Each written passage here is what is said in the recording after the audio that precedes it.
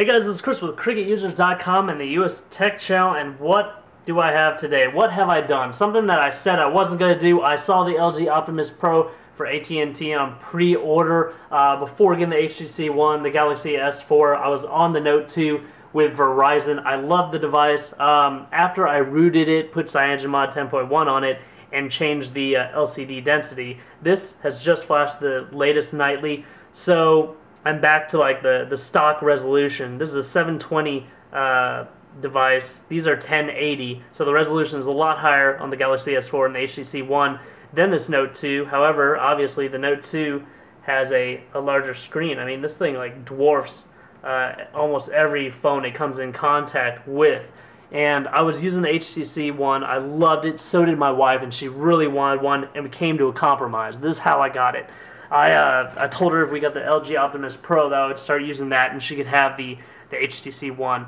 For being a smaller screen, I do like the HTC One. It's a great design. She didn't really care much for the Galaxy S4, how plastic it feels. So that plastic feel is going to be similar to the Note 2. Not as bad in my opinion.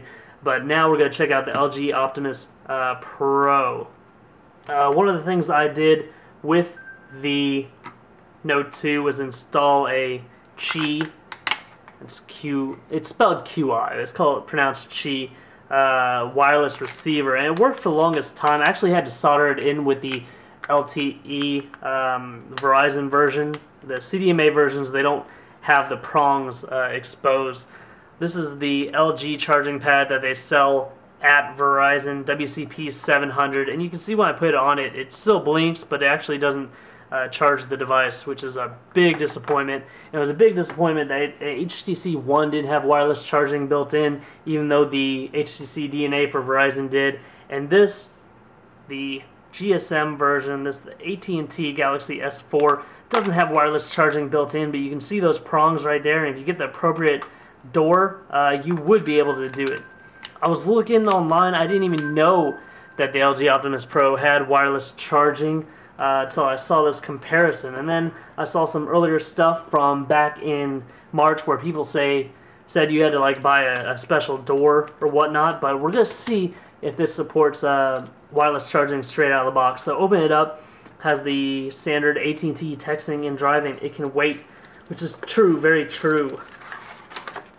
So we have the SIM card because it was a new activation, unfortunately. I'd like to thank the viewers for watching this video, liking these videos, subscribing to this YouTube channel, and also buying stuff from the eBay links in the comments section below. It allows me to be able to purchase these devices and not have to eat ramen noodles all day long because of it.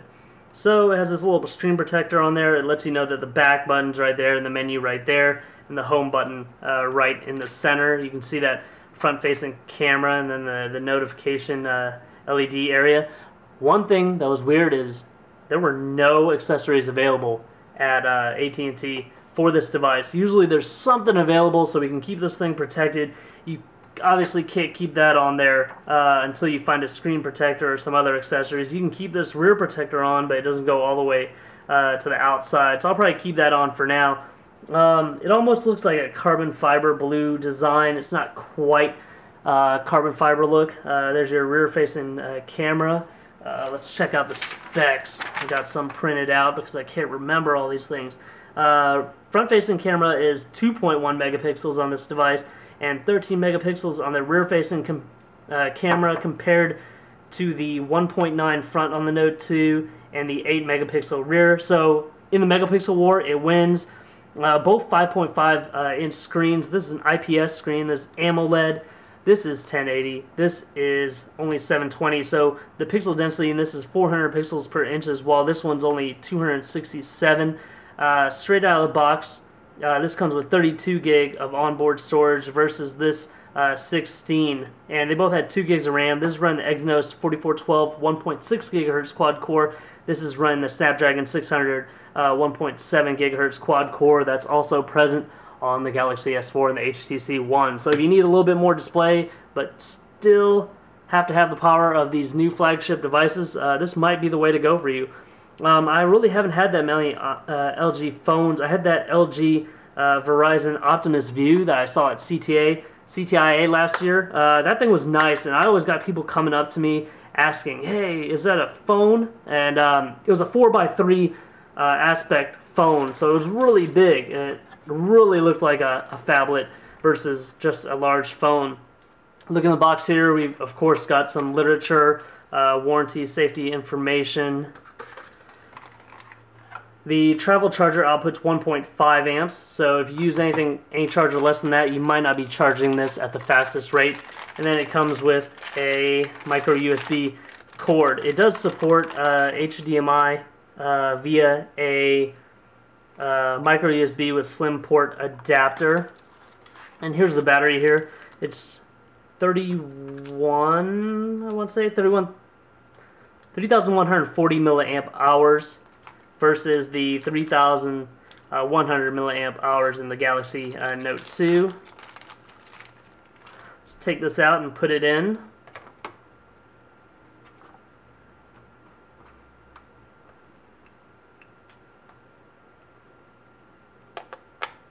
There's our micro SD.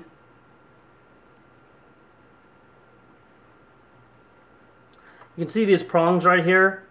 2, I want to bet, are for an antenna, and 2 are for wireless charging. If you look, there's a Qi pad right there. You can see that thing. WCP 700, let's just put that over there. And without anything on it, you can't tell, it won't change anything. So let's put it on the back of this device.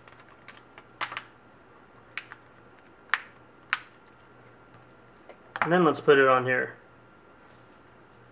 Alright, you can see it start blinking, the phone turns on. So there you have it, wireless charging on the LG Optimus Pro. It works. I had like 3 chargers because of my DNA, and I haven't been able to use them for the longest time. So it's really nice to have this option back. Basically, it's probably going to turn on the device and go kind of in a sleep state where it can just charge. Oh, nope, it turned it on. Let's go ahead and get started.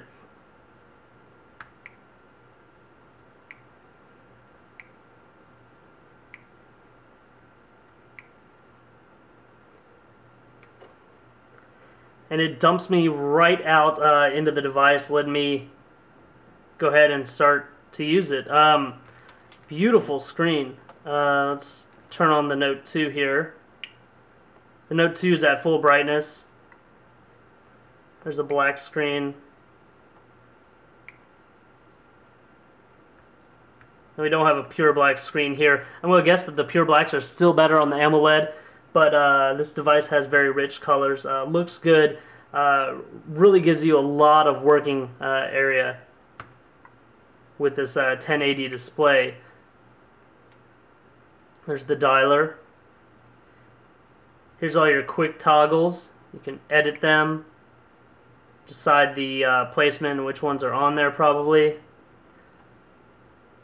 It doesn't have a stylus, although I've never really taken the stylus out for any reason other than showing people that it had a stylus. Please comment in the comment section below if you actually use that thing. I really want to know. So the back is right there, the menu button right there. I like having a separate menu button and the home button right there. Let's see. Press hold, we go into our task manager. Let's go ahead and enter a Google account. Of course it does have a plastic feel because it's basically just plastic, like the Note 2.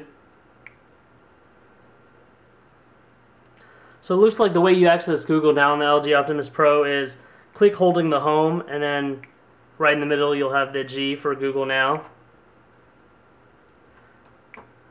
So you can give it voice inputs, and you get these cards letting you know, for instance, how long it'll take to get to work, how long it'll take to get home, your favorite teams, if they're winning or losing their games. Quick Remote is the application that will let you use your IR blaster so that you can control your TV and cable box and a few other things. The Q-Slide apps, after a little search, the Q-Slide apps, it looks like we're going to have to wait for a modification to remove that. If you take all of those down, you'll still have this edit right there.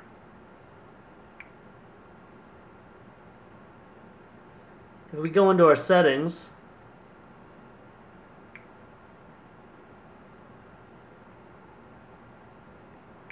you can play with the home button LED and see what it will do for certain events.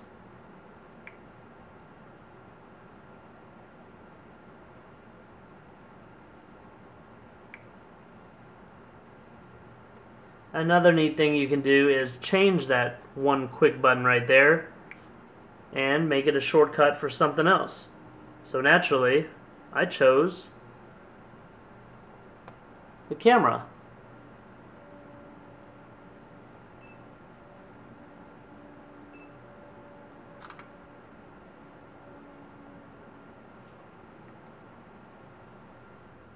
The device is going to be blazing fast. We already know that based on the quadrant scores we saw from the other devices. In future videos, you're going to see it up against this on quadrant, the Note 2, the Galaxy S4, and the HTC One.